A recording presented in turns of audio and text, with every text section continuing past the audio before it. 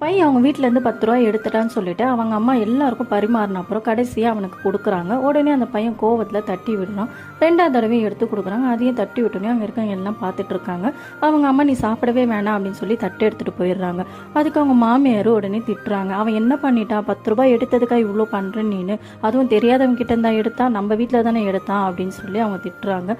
உடனே அவங்க ஹஸ்பண்டும் ஆமாம் அவன்னா வேற யாருக்கிட்ட இருந்தா எடுத்தான், அது என்னோட காசு தானே, உன் அப்பன் காசா எடுத்தான் அப்படின்னு சொல்லி அவங்க ஹஸ்பண்டும் திட்டுறாரு.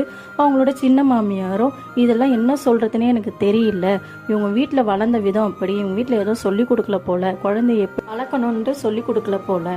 உடனே அவங்க பாட்டி இந்தாப்பா என்னோட சாப்பாடை நீ சாப்பிடு, அம்மா எப்பவுமே அப்படிதான் சொல்லி அவங்களோட சாப்பாடை அவங்க கொடுக்குறாங்க. அவங்க தாத்தாக்கு கோவம் வந்து எல்லாரும் கொஞ்சம் நிறுத்துங்க, இன்னைக்கு அவன் சாப்பிடல, அவனுக்கு சாப்பாடு கொடுக்கலன்னு சொல்லி எல்லாருக்கும் கோவம் வருது, வருத்தப்படுறீங்க. ஆனால் அவன் இன்னைக்கு எடுத்துட்டான்னு சொல்றீங்களே தவிர அது எடுத்தது கிடையாது, திருட்டுத்தனம்னு யாருக்குமே தெரியல. இன்னைக்கு திருடுறான், நாளைக்கு என்ன பண்ணுவான்னு யாருக்கு தெரியும். நான் அவன் அம்மாவா இருந்திருந்தா 2 நாளைக்கு அவனுக்கு சாப்பாடு கொடுக்காம இருப்பேன். அவன் செஞ்சது கரெக்டு தான் அப்படின்னு சொல்லிட்டு அவங்க மருமகளை கூப்பிட்டு நீ பண்ணது கரெக்டு தான்மா அப்படின்னு சொல்லிட்டு சொல்றாரு. குழந்தைய ஒரு அம்மா அடிக்கிறாங்க திட்டுறாங்க அப்படின்னா அவங்கள கஷ்டப்படுத்துறதுக்காக இல்லை, அவங்கள நல்லபடியாக வழி நடத்தணுன்றதுக்காக தான். இப்போ இருக்கிற தாத்தா பாட்டிகள்லாம் வந்து புரிஞ்சுக்க மாட்டாங்க. அவங்கெல்லாம் நம்மளெல்லாம் அடித்து தான் வளர்த்துருக்காங்கன்றத மறந்துட்டு இப்போ பேரன் பேத்திங்களுக்கு சப்போர்ட் பண்ணுறாங்க.